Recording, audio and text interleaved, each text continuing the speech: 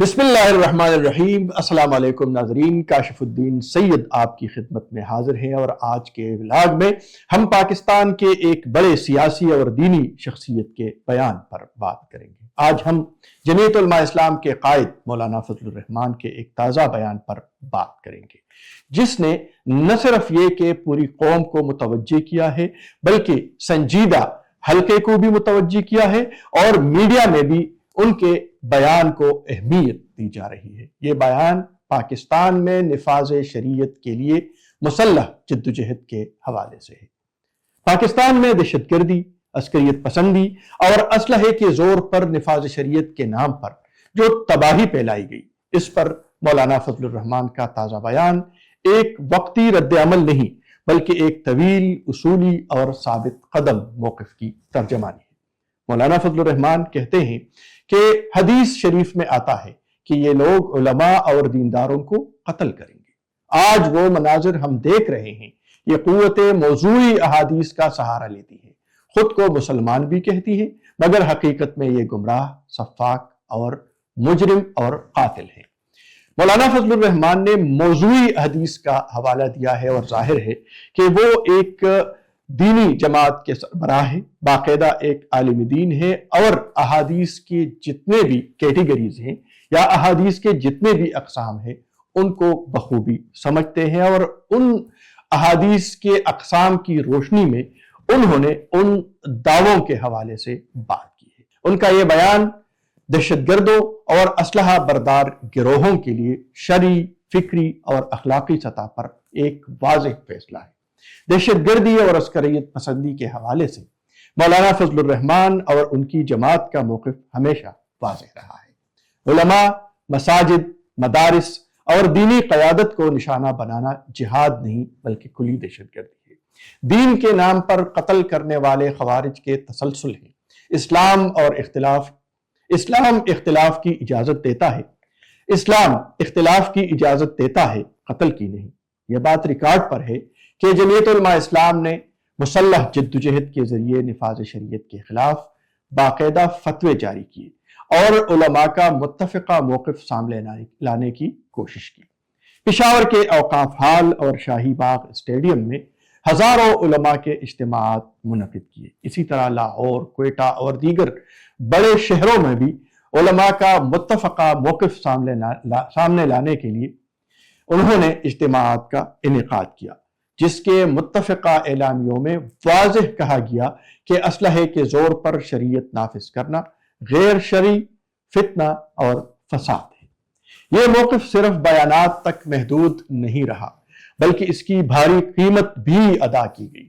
مولانا فضل الرحمان کی جماعت کی کئی اہم شخصیات کو دہشت گردوں نے نشانہ بنایا، جن میں جید علماء کرام شامل ہیں: مولانا حسن جان، مولانا نور محمد، مولانا معراج الدین، مفتی نظام الدین شامزئی، مفتی یوسف لدھیانوی اور اسی طرح باجوڑ اور دیگر علاقوں کے جید علماء کرام۔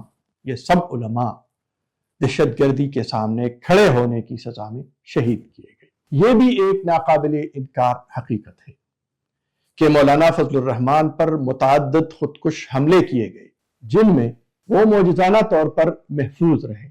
ان پر ثوابی میں خودکش حملہ ہوا، تیسرے دن چارسدہ میں انہیں نشانہ بنایا گیا، اور صرف خودکش حملے کا نشانہ نہیں بنایا گیا بلکہ گاڑی میں جہاں بیٹھے تھے اس مقام کو فائرنگ سے بھی نشانہ بنانے کی کوشش کی گئی، تاہم گاڑی بلٹ پروف ہونے کی وجہ سے وہ محفوظ رہے۔ اور اسی طرح کوئٹہ میں بھی ایک بڑا حملہ کیا گیا ان پر، لیکن گاڑی بلٹ پروف تھی اور اس میں وہ محفوظ رہے۔ ان کے گھر پر راکٹ داغے گئے، ان کے صاحبزادے پر فائرنگ کی گئی، دوسرے بیٹے کو اغوا کرنے کی بھی کوشش کی گئی، مگر انہوں نے اپنا موقف تبدیل نہیں کیا، دہشت گردی کو کبھی جواز نہیں دیا اور دینی مدارس کے طلباء کو مسلسل سمجھا رہے ہیں، ان کی رہنمائی کر رہے ہیں کہ اسلام بندوق کا نہیں، علم، صبر اور اصلاح کا راستہ ہے۔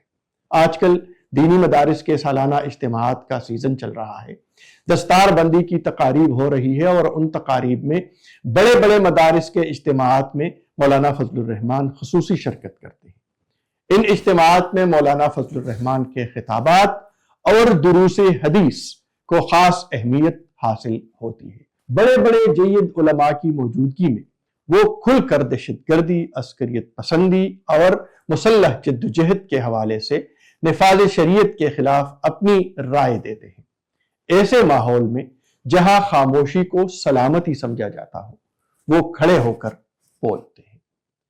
اس جرأت کو تسلیم کرنا چاہیے، چاہے کوئی ان سے سیاسی اختلاف رکھتا ہو، اور ظاہر ہے ان سے اختلاف کیا جا سکتا ہے، ان کے سیاسی فیصلوں پر تنقید بھی ہونی چاہیے اور ہوتی رہی ہے، مگر ایک بات تسلیم کرنی پڑے گی کہ علماء کے قتل کے بعد بھی بولنا، اپنے ساتھیوں کی شہادت کے بعد بھی بولنا، خود حملوں کے ضد میں رہنے کے بعد بھی موقف نہ بدلنا، مدارس کے مجمع میں دہشت گردی کو حرام کہنا، یہ جرأت ہے اور اس جرأت کو تسلیم کیا جانا چاہیے۔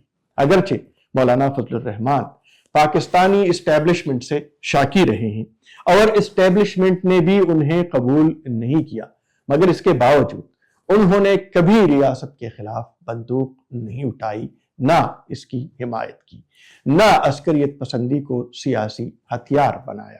ان کا اختلاف سیاسی ہے، عسکری نہیں۔ ناظرین، مولانا فضل الرحمان کا موقف واضح ہے، تحریری، عملی اور مسلسل ہے۔ ان کا موقف ہے کہ دہشت گردی حرام ہے، مسلح نفاذ شریعت فتنہ ہے، اور علماء کے قاتل اسلام کے نمائندے نہیں ہیں۔ یہ ولاد کسی شخصیت کا دفاع نہیں، بلکہ ایک دینی، فکری اور اخلاقی موقف کی وضاحت ہے جسے نظر انداز نہیں کیا جانا چاہیے۔